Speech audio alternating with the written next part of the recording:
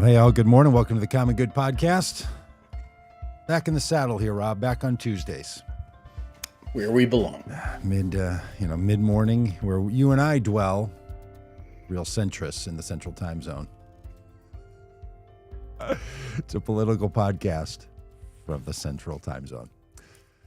Me in Minneapolis, Minnesota area, where it is yesterday 76, sunny, light breeze, just giving you a kiss on your cheek. I mean, for this kind of weather in early May in Minnesota, it really does remind you that the government of Donald Trump may hate you and your children and wants them to suffer at Christmas. But weather gods love you still. Yeah. At a period of time like this. Here, squirreled somewhere outside of Fayetteville, Arkansas, we have had so much rain. It's just been ridiculous. And we've got, looks like 4 days of rain coming our way. Four more days of rain coming our way. Are these full rain out days? Or are these little it's a little bit every day? It's been a mix of like thunderstorms and then like the full on like just gray rainy day that makes you want to stay in bed.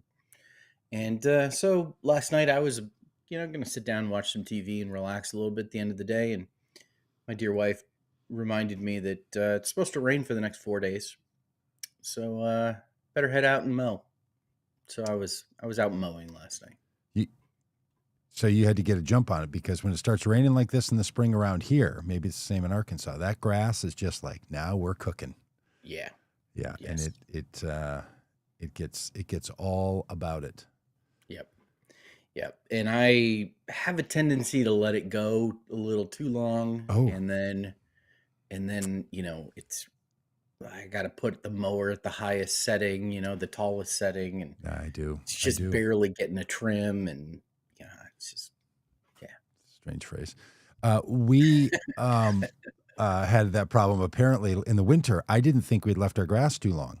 But this spring, the thatch in our grass, the grass was too long, laid down because of the snow, and then in the spring, it just killed a bunch of grass. And yesterday, we took out a garden over the weekend. Had to lay sod yesterday. The help of a guy that I hired, but man, just knee deep in grass. Yeah. And, see, you're going the opposite direction we are. Vanessa had purchased a load of dirt. Which about a month ago arrived into our driveway along with some mulch.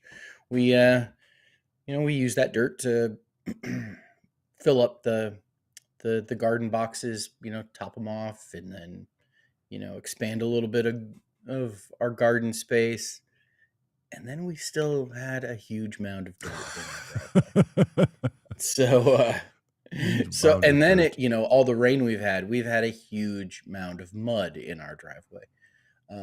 And so finally on Sunday, I just said, I'm gonna move this dirt until it's done. And so we've been expanding our flower beds. The goal ultimately is to never have to mow.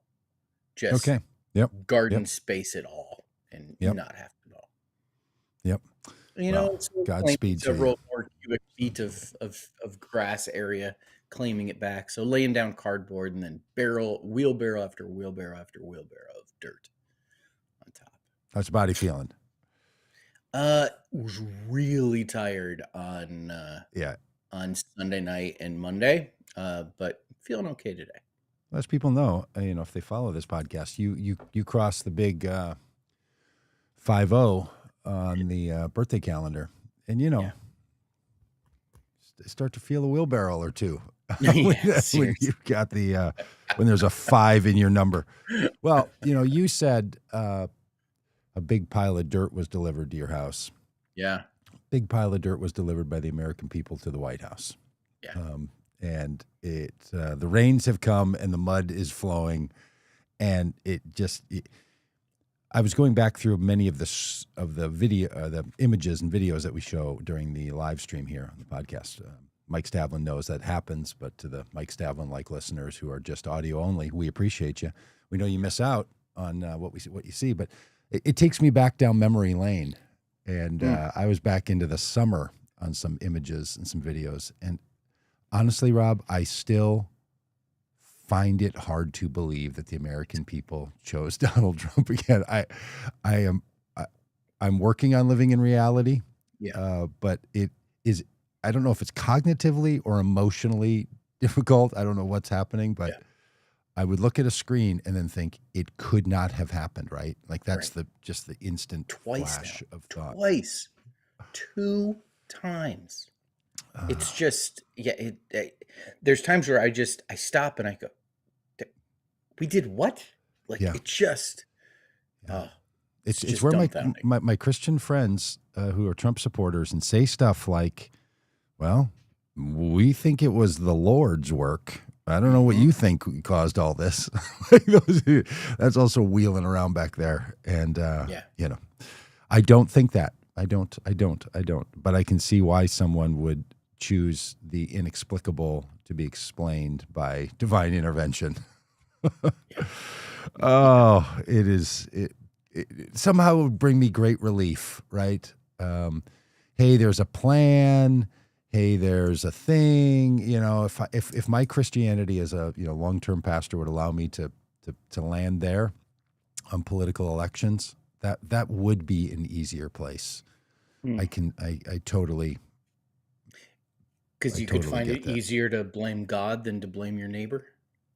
It would feel like there's a reason, because here's what I hear from my Christian friends who say that stuff is if God has done it, then it's part of something. There, Mhm. it's only a piece of the mosaic. It's only a scene in the movie, and it's not random chaos of people doing ridiculous things because of the pain that has caused so many people, and we'll continue to, and we'll talk about that today. Yeah, it would make it easier for me to feel like there was something afoot. Like I have Yeah. not won every presidential election for whom I voted. I mean, I'm not a hasn't been great, but I've always felt like, well, that's just another part of the proper political process, and it feels like it's in the American best interest to sort of have parties move back and forth, and you figure it out, and you figure out how to work with each other, and you're in this thing together. But Trump is just so hostile to everyone who's not him, just so unbelievably hostile, so Yep. unbelievably mean. The way he uses the administration and the power of the presidency for personal self gain that damages the country. It is stunning to me that people have said to themselves over and over, "Yeah, that's what that's what I want," because he was like that in the first time, and he Mhm. promised he would be even more that way the second time. It's like, sweetie, give me a second chance at this relationship, and I'll be even more of the way I was before that caused us to break up. And people said yes, Yeah. And here we are. and yet here we are. Hey, all right, let's start in the religious space. By the way, I think I've been trying to follow on how the Catholic process of selecting a pope goes, and I think tomorrow they move into the conclave. Like they've been sort of warming each other up, but now I think it's tomorrow, Yep. And then Wednesday, we wait for the white smoke. Vatican time. Yeah, where they actually go into deliberations and start their thing. So it's been the soft sell up until now. Well, a few days ago, Donald Trump, of course, if many people listening to this might know this already, chose to have the White House and his own personal social media again push out AI images that make him look horrible. It is the entire operation, the White House communications department, his own Twitter department, his own Truth Social people are like children for whom those responsible for them would come and take their phone away if they saw what they were putting on the internet. It's just so bad.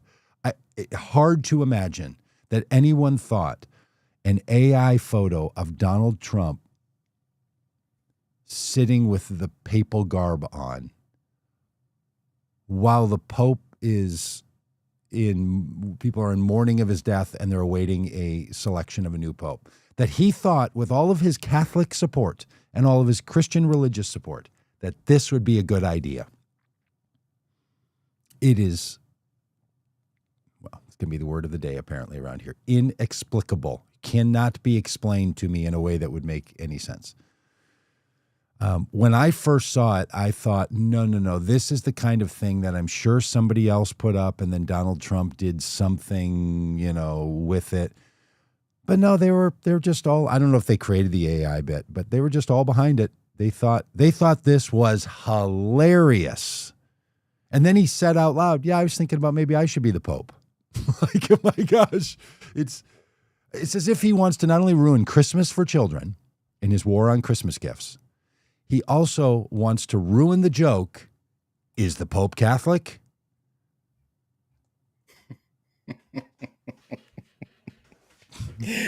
Nope. I don't think we've ever had a Presbyterian Pope, have we? Yeah. I think it's just remarkable. Yeah. You have any thoughts on this? Did you see any of the pushback? Did you see any of the stuff? Listen, I grew up in a religious tradition that was obsessed with the end times. Grew up in a religious tradition where we would have prophecy conferences, where a large sheet was strung across the front of the auditorium, and on that sheet was charted out what was going to happen during the end times. Long before the Left Behind books were written, I was, just knee deep in that story, told by an interpretation of the book of Revelation, the book of Daniel, that produces this fanciful description of how the world is going to end. I watched the Thief in the Night movies. Ooh. I know every word to Wish We'd All Been Ready. Not the cover version by DC Talk, the original by Larry Deep Norman. Cut. Wow, deep cut. I know this stuff in and out. The President of the United States posting a picture of himself dressed like the Pope would be, under normal circumstances, a 5-alarm fire of reaction from the religious folks who believe the world ends this way. Yeah. This would be we've lived with the speculation of who is the Antichrist, who is this one that's going to bring about a unification of the world's politics and the world's religion to the point that people all over the world worship him. And by the way, people that don't know the story, all of that global unification and worship of the person is the Antichrist, is the one for whom ultimately Jesus' return is initiated to defeat. Yeah, so when Donald Trump posts a picture of himself dressed as the Pope, he's basically saying, I'm the Antichrist. Yes, that's it. That's what's so insane for the religious subset of people for whom many of them have grabbed a hold of prophecy in order to say Trump is our guy. And you might remember that the Antichrist in the story suffers a wound to the head. Yes. That could have been fatal, that, he's healed from.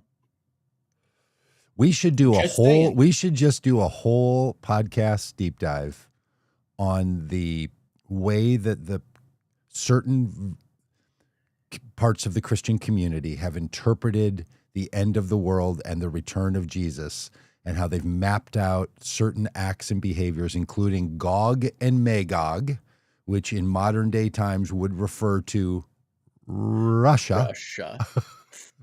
And how a partnership there was the thing that the 1950s through the 1980s was animating so many people in the United States, and how the Pope in that world, the whole papal structure was a part of this anti-Christ movement for which Jesus is going to come to return in order to defeat and then take the righteous both to heaven and then a bunch of people here on earth, and you get a whole dealio. We could get into that. We could do that And the thing you would end up with is the entirety of the 12 years of Donald Trump's presidential life would map onto that with him Yes. as the Antichrist. That's what's so bizarre about all of this. And the faithful in the story, as it's told by certain people, and it's fan fiction that takes some of the books of the Bible and combines it together with some other pieces. So that whole fan fiction that a lot of people are aware of, and many millions and millions of people in the United States fundamentally believe, whether they know the details or not, all of that sort of maps together with the religious people of the United States, the fake Christians swarming around that leader and bowing to that leader. I mean, it is closer to that story than anything else that you could plop out of, if you've heard pastors and preachers pull things out of the Bible to say Donald Trump is God's chosen person. If you do the sort of end of the world fan fiction thing, Donald Trump, he tracks as the main character in the story, and it's not the Christ. Yeah. Yes. We should do that, Doug. That might be kind of fun. All right. We should do totally seriously exegete Revelation with Donald Trump in mind. That would be that would be a lot of fun. And so much of the extra biblical source that we have from the fan fiction that comes from so many of these people. Oh, I know. Yeah. So if any of you listening are super into this, or you know people who are also super into it and know it, send us your little tidbits, because we'd love to include yours. Because what I've found in that world is, depending on the tribe you're in, everybody has their own little take, right? Yeah. The premillennialists are different than the post-tribulationalists. Like, depending on your tradition, you're gonna have your own take. But let's do it. If for no other reason, just for the sheer truth telling of it. Like, if you're into that world. Maybe I ought to sit down and do a companion to the Gospel According to Donald Trump, and do the Revelation of Donald Trump, and do the Book of Revelation with which, by the way, did you see our friend Shane Claiborne at Moral Mondays at the Capitol yesterday? Moral Monday, the United States Capitol, calling for a moral budget. Oh, no. Yeah. Along with Reverend Barber and Jonathan Wilson Hartgrove and other friends of ours getting arrested in Washington, D.C.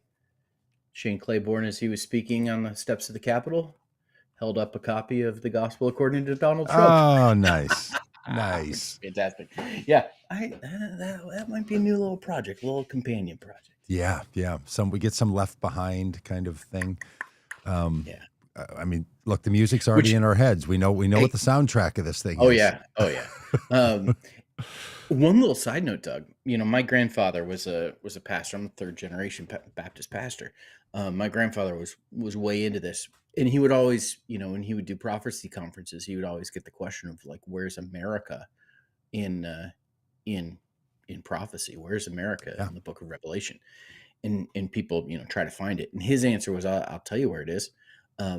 Right at the beginning of the tribulation period, 1/3 of the Earth's population is killed. He believed that was the Western Hemisphere. North America, South America, just, taken off the map. That's America in prophecy, in the Book of Revelation. Man, dark childhood there.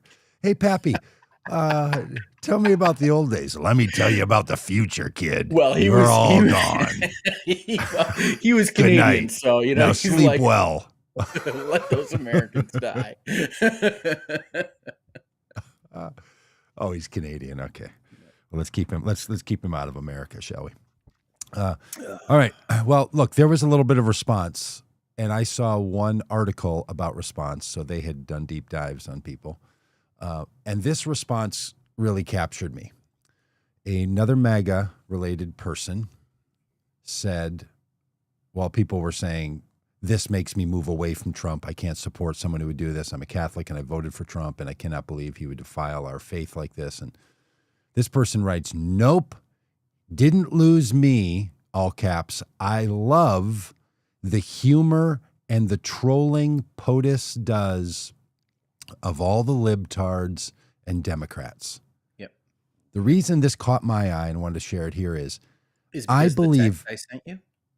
No, I didn't see your text. You sent me a text about this? Oh, yeah. I sent you when Donald Trump first posted this picture. I immediately went to Truth Social to verify that it was true. Took a Okay. screenshot of it, sent it to you in our little group chat, and referred to him as troller in chief. Oh, Because nice. that was my take too. Is he's Yeah. just trolling. He's trolling, for sure trolling. I guess I should go into my iPhone settings and take off the block notifications for Rob RC. I'll do that. No, somehow I missed it, probably over the weekend. There are many people. I'm not saying it's every Trump supporter or every Trump voter, but I think it's the core of Trump support, which is no matter how bad Donald Trump is, he's better than the best Democrat. And our job is simply to troll and attack Democrats. So it doesn't matter. So all the arguments about budgets or about anything else is his single job, and the reason I support him is he attacks the Democrats. So I suggest that you ask your Trump-supporting friends, do they hold that view? Because that is the animating spirit of MAGA.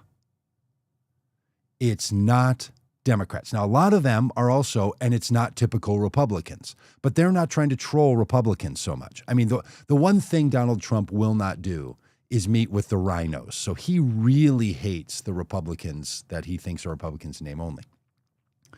But the fundamental animating spirit, no matter what it is, no matter what, even when Trump does this, they simply say he's attacking the Democrats. Now, how you get this is attacking Democrats out of this, I don't understand. The majority of Catholics in America voted for Donald Trump. So who's he actually trolling? So, okay, we don't have to get into that. But this spirit that animates the MAGA movement is whatever can go after Democrats. That's it. The philosophical, political position of MAGA is attack Democrats. How's that for a president? His sole purpose from his supporters. Not to make my life better, your life better, not to fix the government, to ask Elon Musk to come on in and go after any priorities of Democrats. Donald Trump is literally saying he's going to spend millions of federal dollars on a military-style parade this summer on his birthday. He's going to roll tanks for millions and millions of dollars of cost down Pennsylvania Avenue on his birthday. This is the kind of thing that literally dictators around the world are doing. And people are like, you know why I love it? Because it will troll the Democrats. We will spend millions on nothing of any value. We will take money from cancer research for children's cancer. We will take money from food banks. We will take money from VA programs supporting mortgages for veterans. And we will spend it on rolling tanks down Washington, D.C. on our great leader's birthday. Yeah. Why? Because anything that will own the libs. They will spend all of the federal treasury dollars. I would like to say your tax dollars because that really feels in your heart, but that's not what we know. That's not what government spends. They will spend federal treasury dollars, not on the common good, not even on a wasteful toilet, literally on just rolling tanks and flying airplanes to honor our military. It is unbelievably shocking for one single purpose. So ask yourself every time you see Donald Trump do something, is it to troll the libs?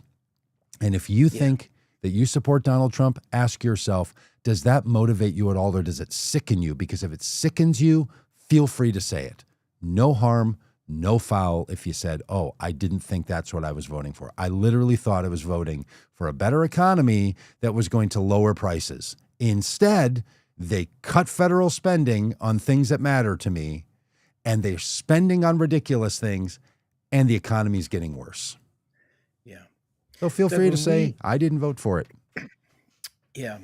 When we train Democratic candidates for office, we talk to them about recognizing that there are value sets that drive different groups of voters. Yep.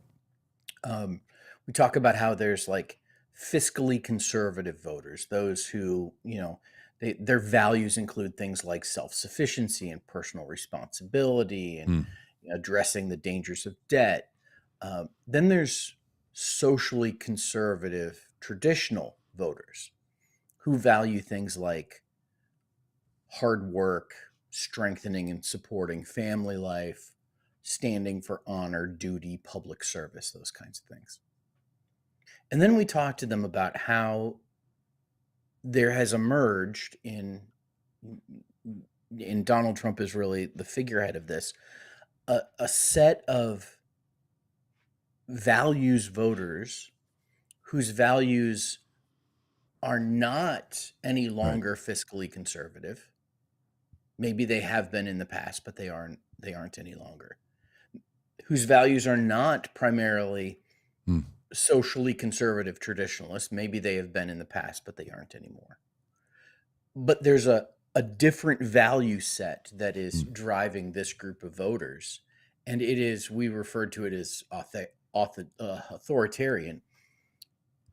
And this is what I'm reading this from our candidate training. This is how we describe this group of people. They believe winning is everything. Mm-hmm. They relish in the us versus them. They utilize lies, mockery, and misinformation. And they may even resort to physical violence to achieve their political ends. And what we're seeing, has there been a day in history where we've seen? Oh yeah, yeah, it's verified. Yeah, we're not making this stuff up. January 6th. Yeah. So what we see here with Donald Trump is this is the type of thing that 100% is consistent with the values of his voters. This is not the type of thing that we say, oh, this is so shocking, this is so abhorrent, this is so, contrary to what our values should be. Which one of us is wearing a kid's hat, by the way? I just keep going. We'll get to that in a minute. Okay. Steve, All right. Greatest comment of the morning. Thank you. For those on the audio, I put up a comment that says, I agree with you guys, but it's hard to take you seriously when one of you is wearing a kid's hat. And I'm not quite sure which one of us that is. I would say that what this post by Donald Trump and so much of what we've seen from him, it's not an aberration. It's not inconsistent. It's not discordant. It is actually completely in tune with the values of his supporters. Yep. And rather than lamenting that, well, why aren't you more conservative? Why aren't you more traditional? Yeah. Why aren't you the reason is because that's not what they value. They have these authoritarian values where winning is everything. Us versus them is something to be enjoyed, and lies, mockery, misinformation. Yeah, let's do it. Yep. And it translates not just to, ridiculous things like social media posts of AI pictures. It translates into policy as well. Yes, that's right. So they'll burn down anything if they think it will accomplish those authoritarian goals. And this is why for Donald Trump, he's constantly saying things like, you're not nice to me, or you didn't do this thing, or Gretchen Whitmer has to go and personally bow her knee in order to get him to fund national security priorities in the state of Michigan through funding a reserve base. It should never come down to, do you love America means do you love Donald Trump? Look, I don't hate America because I think Donald Trump is a hazard to the well-being of the planet and everyone who's on it. Never will I hope, conflate my love of or my resistance to America based on who our political leaders are.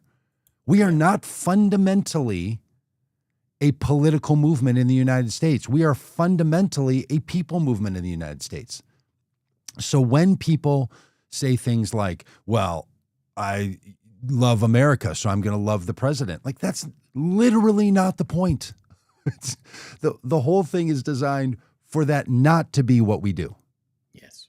And yet the whole structure is take money from VA, take money from kids, shrink the federal government, and elevate the power of the presidency. This is what is, for a lot of us who've listened to Republicans carefully for decades, to hear them say, we think we should shrink the power of the federal government and return power to the president in a view of the presidency that has this overly grown executive branch power structure, is not what people used to say. They used to say, Republicans and God love them, the libertarians, we want to reduce the power and the influence of the federal government to return power to the people. And then they would say that happens through the states or it happens through individual rights. And you can have a big argument about how do you return power from the federal government to the people, all of this stuff. Never were they saying reduce the power of the federal government, including Congress and judges and the rule of law, and increase the power of the unitary executive branch presidency. Very few Republicans are willing to fight about that.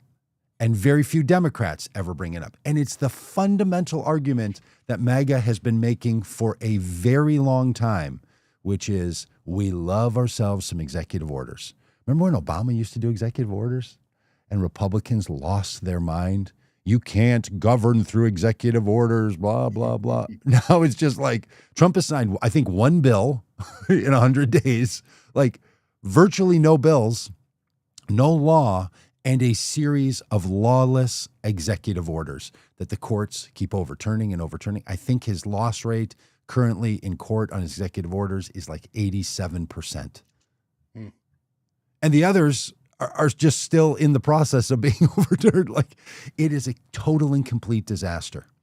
Hey, I got some good news the other day, though. I was with some people from the ACLU, and one of the people who's a director here in Minnesota said, well, there's a bunch of us at the ACLU who actually read the entirety of Project 2025, which was the big blueprint given by outside groups to the Trump campaign and the Trump administration on what they would do.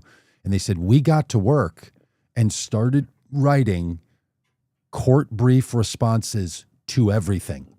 So the minute they put it into place, we knew, because their point was they told us, Project 2025 authors, what they wanted to do. We told the American people this is what they wanted to do. American people did not believe them, but then they're doing it. And they said, we believed them, so we got busy. And I was like, is that why when a Trump executive order is signed, she goes, within hours we are in court.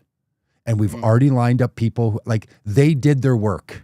So that's ACLU, fantastic. Good for you. And lawyers that worked on this as opposed to the law firms that gave in. Yeah, we should hit up that. Way to go, ACLU. Yeah. So, okay, that's super, super good news.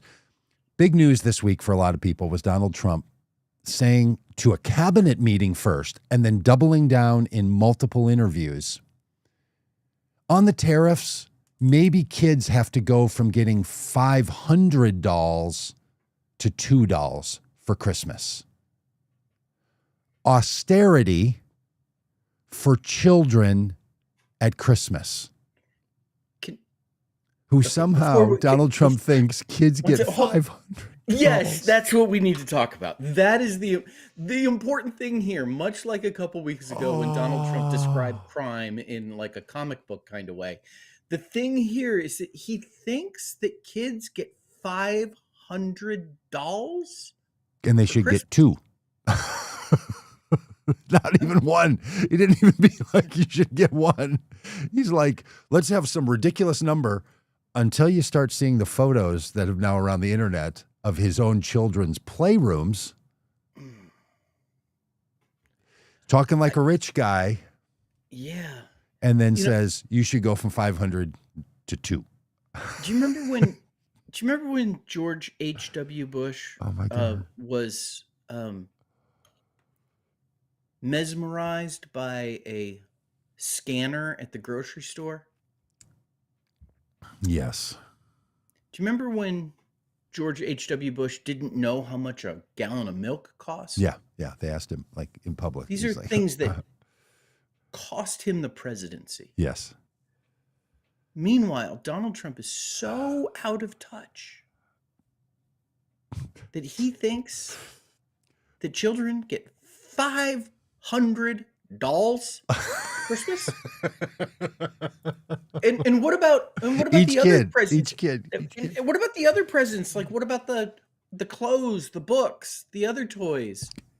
They just must be in astronomical numbers. Even if you're using dolls as sort of a category of gifts, Yes, 500 to 2.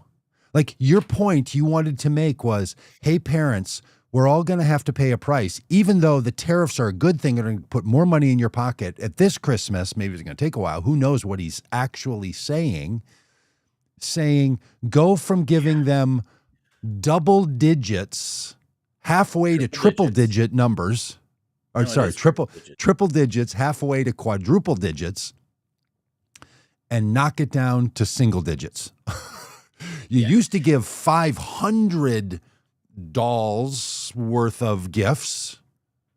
Now you're going to give 2, and the kids should be happy. 2 is enough. that is In the same interview that he said, I'm going to spend money on a parade on my birthday.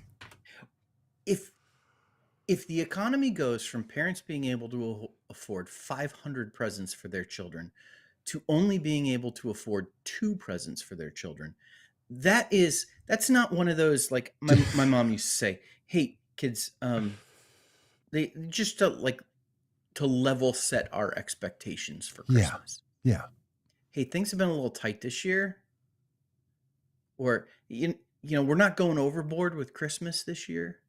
Just as a level set your expectations so that kids aren't full of crazy ideas. Yeah. Hey kids, listen, we gotta tighten our belts a little bit. It went from 500. The tariffs, I mean, they're really good, but they've made things a little bit more expensive this year. And listen, I know that you are used to a lot of Christmas presents. I know that by the time it takes to unwrap everything, I mean, we're almost into like the day after Christmas, because unwrapping 500 presents takes a very long time. I mean, Dad Especially is if you running go- around the family room, gathering up that wrapping paper at a frantic pace. And I mean, especially if you do what my family does, where we all watch each other open our presents instead of just the madhouse. But kids, this year, things are going to be a little bit tighter. It's going to be a little bit smaller. Yep. We'll probably be done, before the coffee's done brewing. Because you're going to get 2. 2. And then Not said, 500. as Alex said, and then doubled And you're down gonna on it like and it. said, let me give you another illustration in case you don't buy 5. Kids' education. They used to get 250 pencils. Numbers, what do they mean? Now they can have 1. Sharpen it down to a little nub because the kids don't need so many pencils. And if we could have the person running professional wrestling get rid of the Department of Education, that would really help. Yeah. And not only, here's the thing, he keeps saying it, as this article in Rolling Stone brings up. It's not like it was a one-off. Well, of course it was a one-off, because he's just a moron who just says things and then doubles down and will not let it go. And his pitch now as president in the Trump economy, you used to give 500 of something, now you'll give 2. You used to have 250 of something, look at the math, now you do 1. What is half of 500? 250. What's half of 2? It's 1. He's basically put together an economy that says 250 to 1. And is proud of it, and sat with Kristen Welker on NBC and argued that it was a good thing. This is so dystopian. In fact, if you haven't listened to that entirety of the article, and you're long enough into this, or that interview, and you're long enough into this, go watch the stuff he says to her that they cut out and didn't put on the broadcast, because of course it's rambling and the sentences don't make sense. But the point of it does, and it is so wacky, and he's so incoherent. It is just devastating. Yes. It's as bad as the Knuckles from last week. It's as bad as the man who says, "How about if I'm your Pope?" Like, we're just into Looneyville, that if they think it is trolling the Democrats, this is the stuff that Republicans and Trump supporters used to say to me, "You guys make up all this stuff about Trump. We don't make up any of it." Like, we didn't run around saying, look, in Donald Trump's economy, it's going to be 1 gift for every 500, or sorry, 2 gifts for every 500, and 1 pencil for every 250. We didn't say that. Donald Trump did.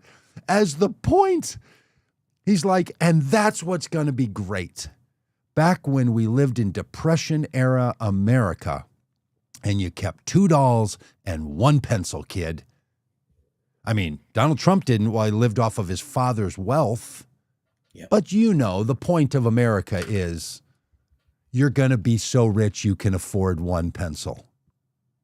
For kids who in their right mind, when explaining tariffs, says, let's talk about the impact on children. I mean, he didn't say, maybe you don't have to buy a 3rd lob wedge in your golf set. Yeah. He literally went to dolls for children and pencils for students.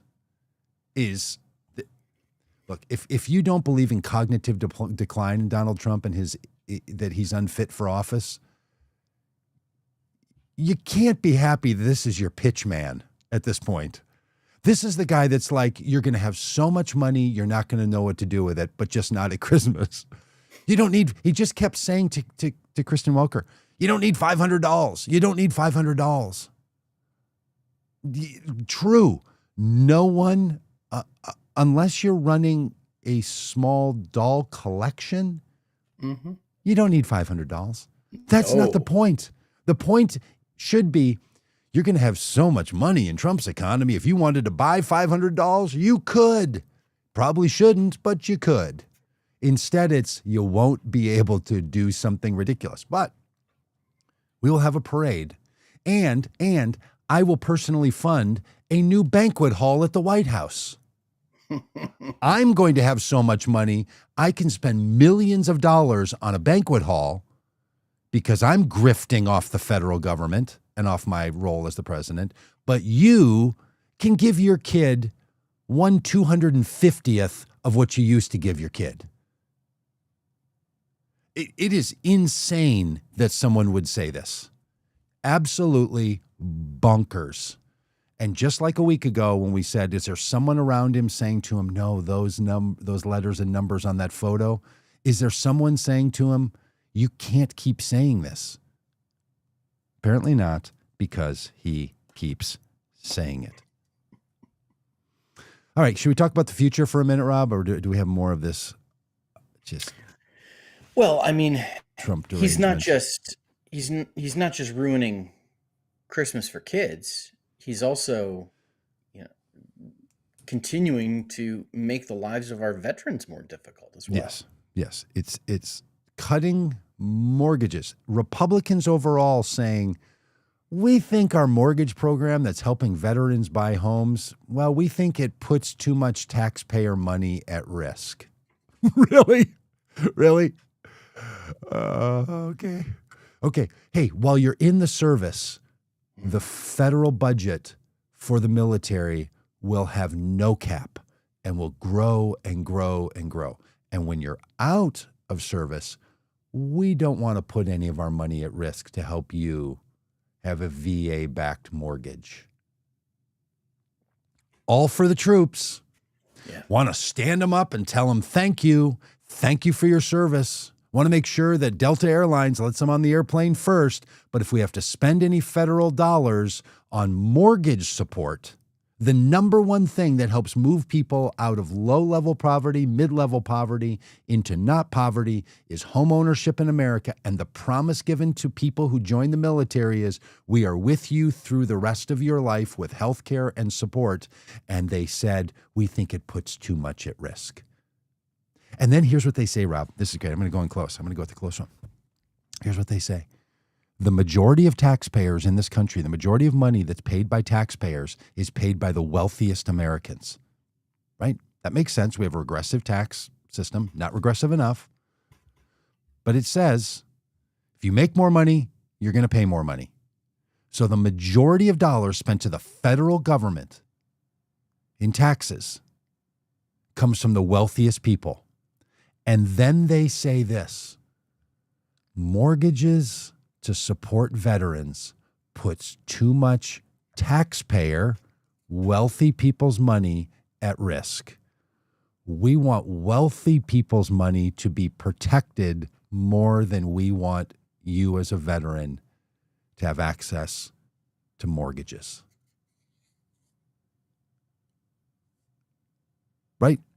If I am overstating that, please someone help me understand how Congress saying that too much taxpayer money, which they are proud to tell you comes from the wealthiest Americans. Yeah. They don't want to put that at risk. Welcome to Trump's America. I've talked in the past with the tariffs and other, other things that he's talked about. We talk about, making America great again and the America he wants to go back to. And it's consistently seems like it's the America of like right before the Depression, right before, at the beginning stages of the Depression, the America of like, pre-World War II. And like seeing this, where support from the federal government to veterans was a hallmark of what brought about the, everything from,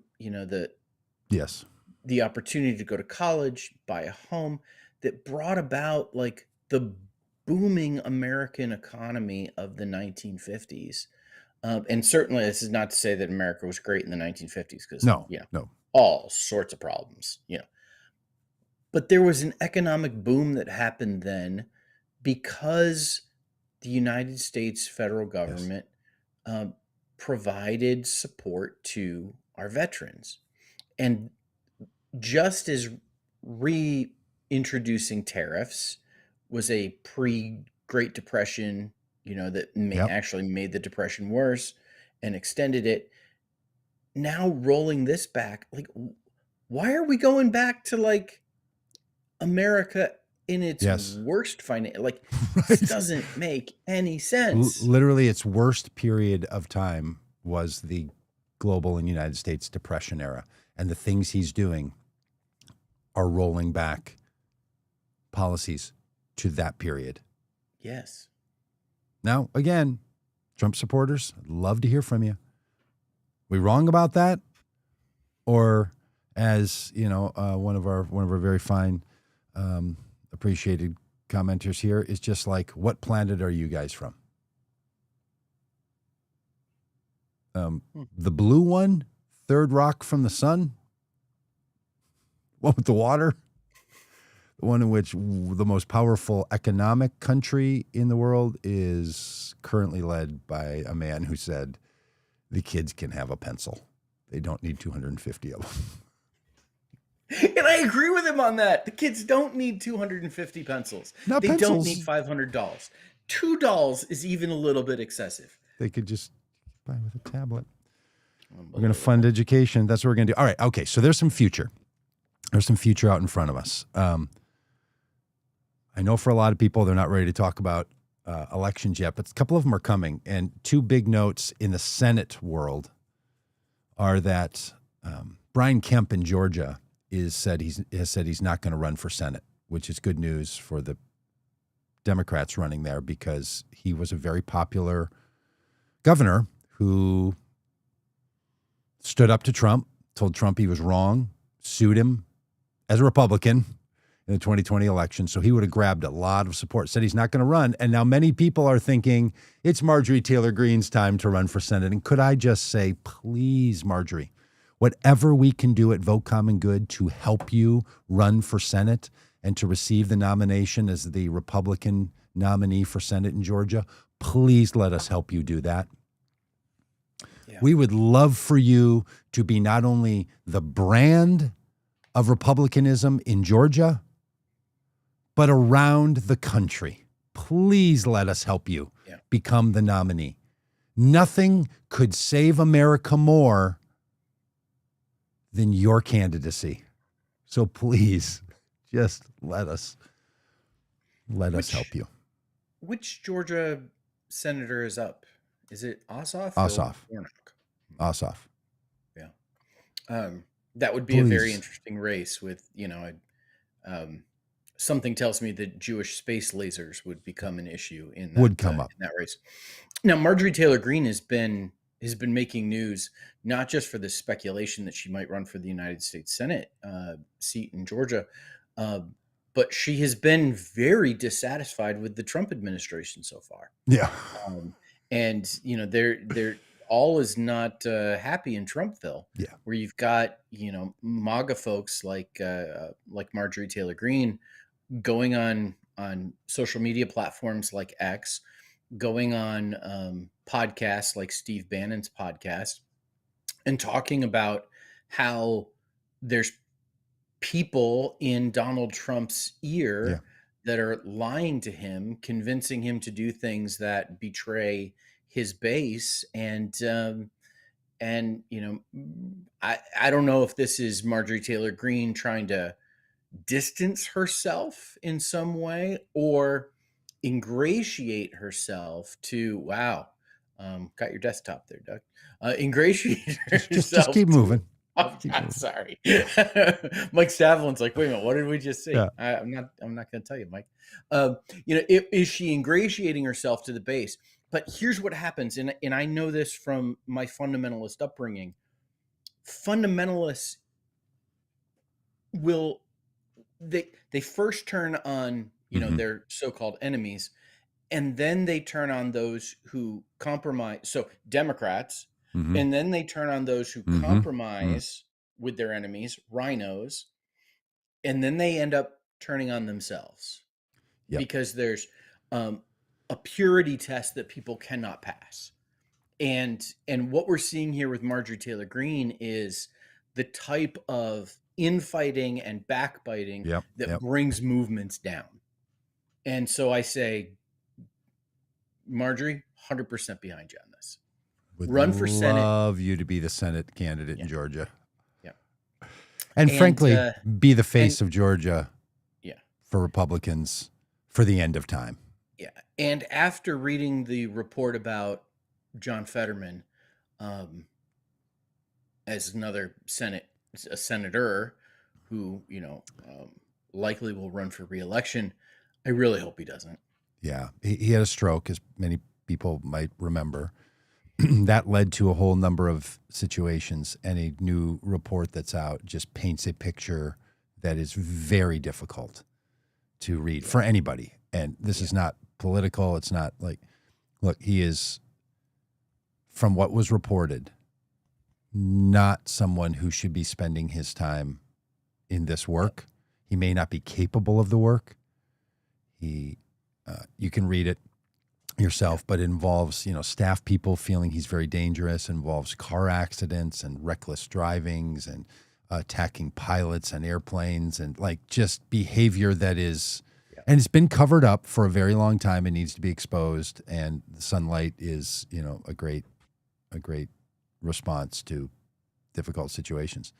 And for his own well-being, as we've said about so many others, we said this about some Democrats and Republicans who are in mental situations that are obvious. Senator Fetterman needs to do what Senator McConnell has done and said, okay, that this is it. Can't do it any longer. So anyway, it's going to be starting to heat up because in 2026 there's some Senate races that are tough, and there's some House races. We're going to be involved in a bunch of those at Vote Common Good. So if you want to be involved in that kind of work, join in with us. We're going to you can already be on our email list, know what we're doing, what we're up to, how we're working with these candidates. We're doing a whole bunch around all this, and would love to have you in on it. You had brought up Rob that old Donald Trump gets people in his ear, and Marjorie Taylor Greene doesn't like it.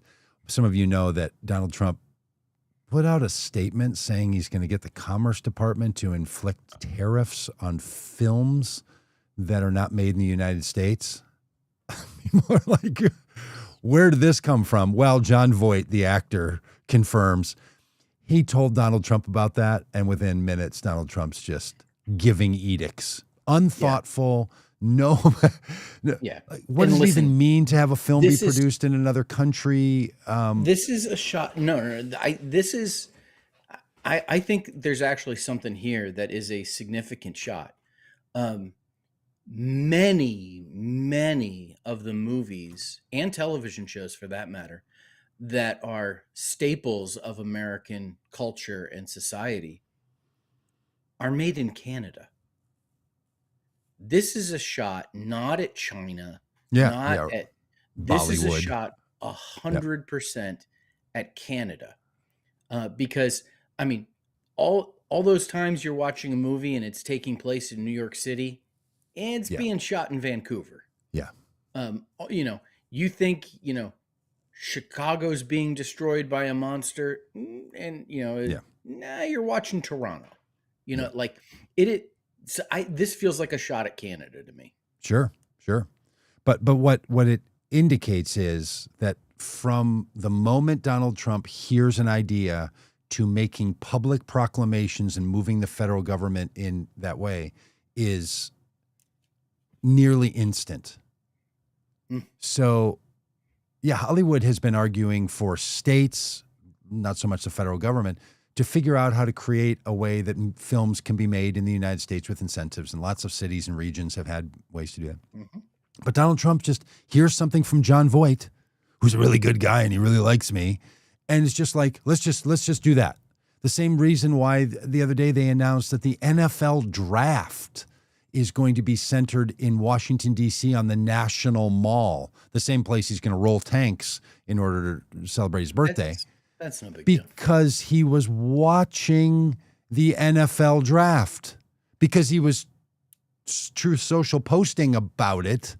And then it's like, why don't we have that in Washington, D.C.? And next thing you know, the mayor of Washington, D.C. is standing there. Like, if this is how you think a federal government, and again, the chief executive of the executive branch of the federal government should function, good on you. It's going great for you. If you think this is not how we should be moving the levers of power, some random guy who doesn't know how to read a picture, isn't precisely sure about how many dolls children are given at Christmas, is just randomly saying stuff and everybody's scrambling around, because from the first administration, all the adults in the room are gone. And it's just yes people and sycophants. Literally saying, we'll figure it out, Mr. President. We'll figure out how to punish other nations if we make films there. I mean, what on earth could be behind all this? Well, you know who's not tolerating it anymore? The good people who go to Republican House members' town halls, and they continue to break out into chaos as I'll tell you, Doug. Americans are hauled away by Republican Americans are hauled away by security guards to get them away from their Republican representatives. Yeah, powerful things happen at town halls during Trump administrations. During the first Trump administration, I attended a Mike Stavlin coming in with the jokes. And then they came for our Schitt's Creek, Mike says. In 2017, I attended a town hall of my Republican congressman with constituents that got quite boisterous, and I'll tell you, as I attended that town hall, his reaction and the way he treated his constituents is what was the final straw in convincing me to run against him and run for Congress. So you see these events, and I get a little bit excited when I see that there's these boisterous town halls happening because it means that people are energized. It means that there's going to be people sitting in these town halls, and they see the response of their representatives, and they say, "This is not acceptable. I'm going to take matters into my own hands and run against this person." And that's an exciting thing, and good for democracy, good for the country. Listen, there's two things that the American people can do right now. You say, okay, what can we do? There's two things we can do. Number one, we have to exert pressure. You can lean in if you need to, Rob. You can lean all the way into that camera. Lean right in. Listen, we've got to exert political pressure. That means attending these town halls, being loud. It means calling your congressperson. It means doing all of that protest kind of stuff. That political pressure is important, both to give courage and strength to the opposition, and also to make the administration and their cronies in Congress think twice before they make decisions. Second thing that the American people can do is win elections. Yeah. And winning elections doesn't just happen on election day. Yep. Winning elections happens on days like today, May 6th, 2025. There's things that will happen today that will make a difference on election day in, more than a year from now. Yeah. So well said. That's what we can do. That's what we can do. And so I see these types of things and I go, okay, this is good. This is good. Yeah, we have a little phrase in Vote Common Good that there's one day you can do something about who your elected official is, and that's on election day. But there's other days you can do something about the political environment, and that's every day. Every day there's something you can do. And I'd encourage you to start talking to people around your world. And if you're convinced they never change, my Trump-supporting friends and people never change, that is how it feels whenever someone's working on deep change. Yes. And and listen, if you need help, you want to figure if you have some sense of well, maybe I should jump into this, shoot me an email. It's rob@votecommongood.com. Rob, ROBB at votecommongood.com. I literally on Thursday have a call with a Arkansas woman who's in her mid 60s who's thinking about running for office, and I have a call with her to talk it through and to help her figure out what she's going to have to do. This is what we need. This is the kind of response that we need. Yep. Everyone should run.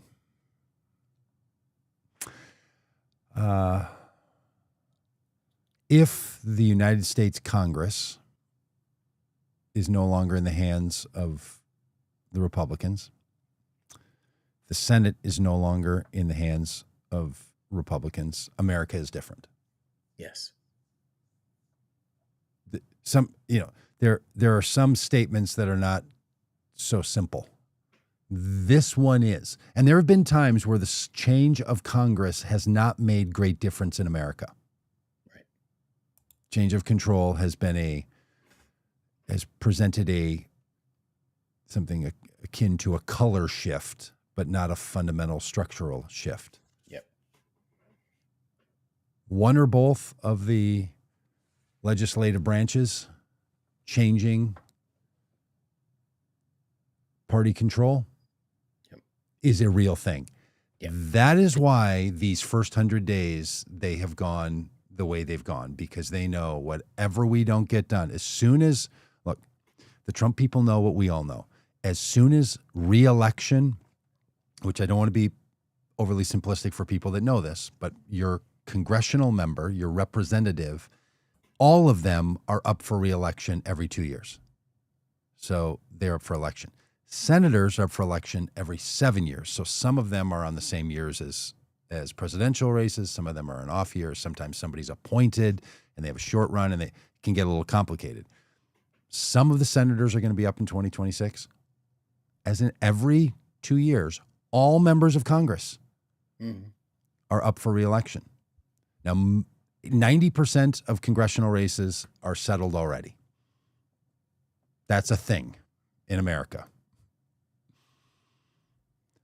But there's a good 10% that are up for grabs. And there could be 40 or 50 or maybe even 11, 12, 15%. 60 seats could shift. What was it in 2018 when we first got into this and the world first felt the power of vote common goods work? I think it was 48. 48 seats flipped. I say we go for 60. What do you think? 70? Should we say 75? 250? 500?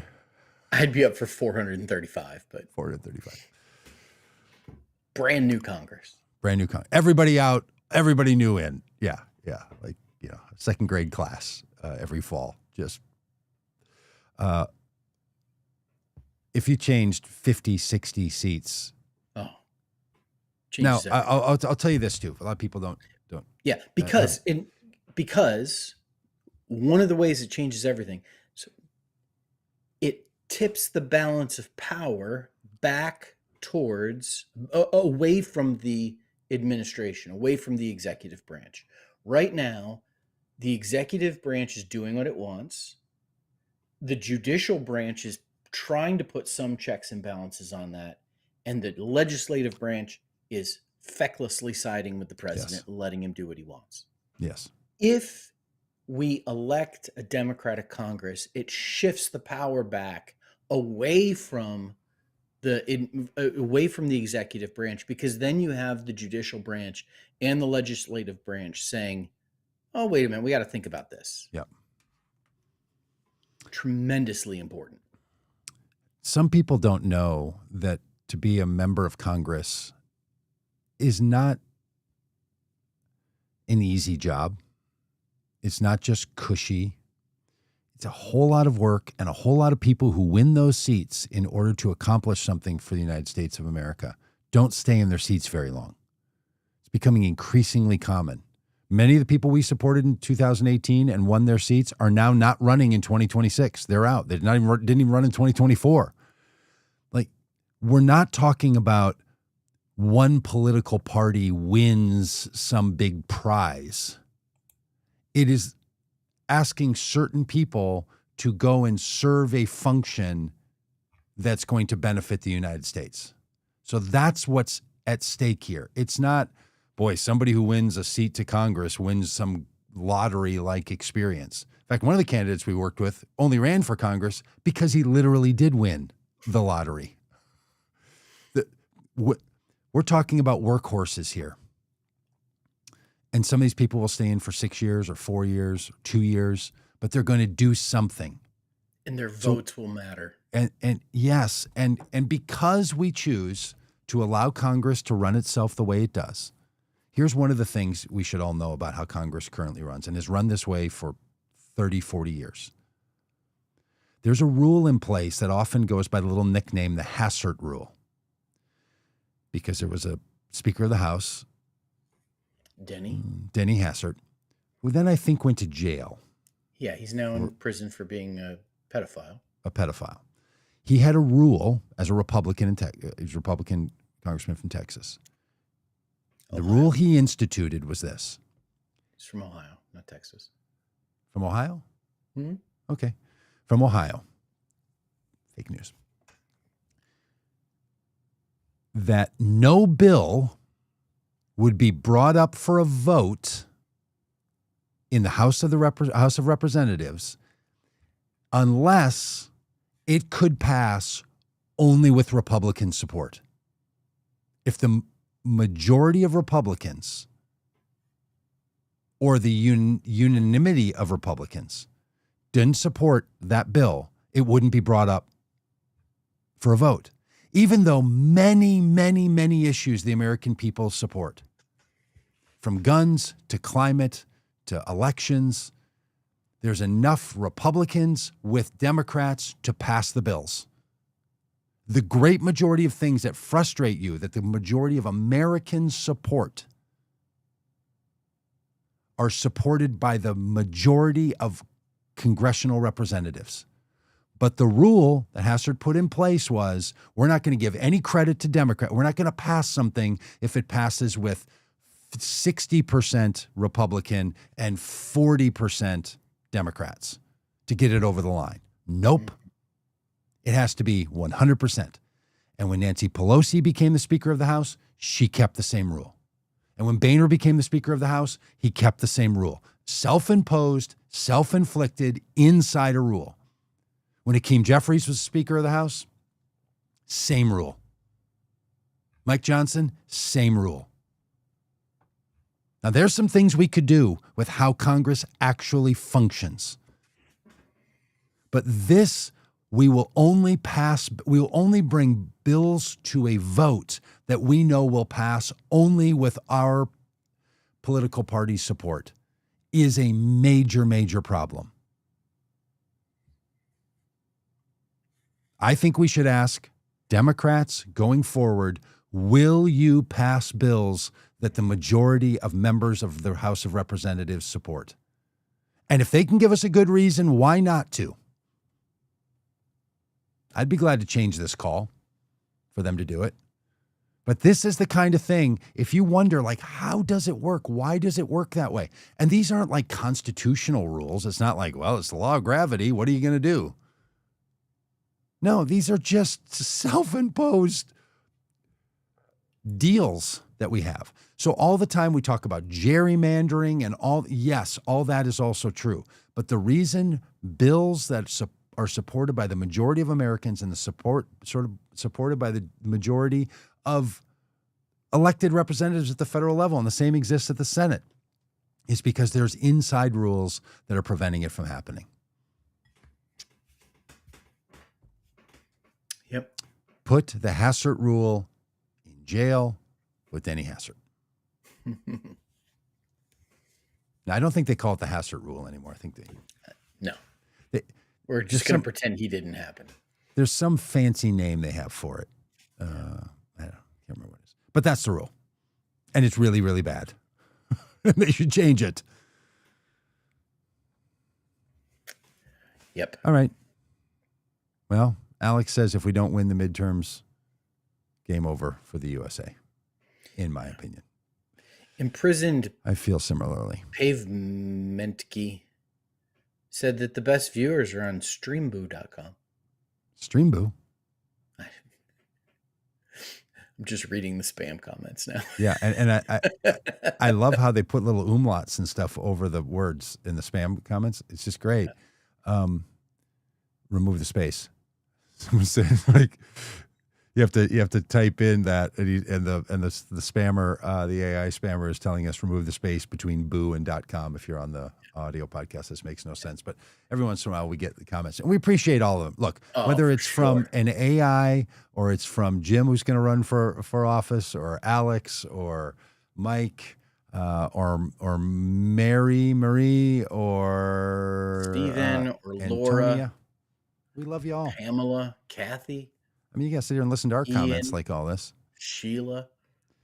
Even our man with the hat opinion. We appreciate your hat opinion. Who came with it twice. Yeah, it must have. He must have thought where the guys was.